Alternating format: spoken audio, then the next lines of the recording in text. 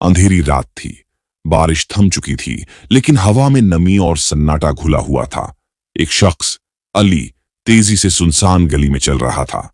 अचानक उसे लगा जैसे पीछे कोई कदमों की आहट है। वो ठिठक कर रुका, धीरे से पलटा। पीछे कुछ नहीं था। उसने खुद को समझाया, शायद वहम है, लेकिन वो आहट दोबारा गूंजी। अब अली के कदम तेज हो गए। दिल की धड़कन बढ़ चुकी थी। गली के अंत में एक पुराना जर्जर सा मकान नजर आया। दरवाजा आधा खुला था। अली घबराहट में उसी में दाखिल हो गया। भीतर घना अंधेरा था, बस एक कमरे में हल्की सी रोशनी जल रही थी।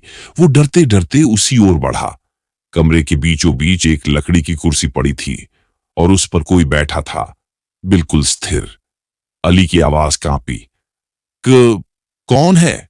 कुर्सी पर बैठा शख्स धीरे धीरे सिर उठाने लगा और जब चेहरा सामने आया, वो अली का अपना ही चेहरा था।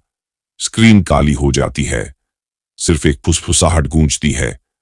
मैं तुम्हें ढूंढ रहा था।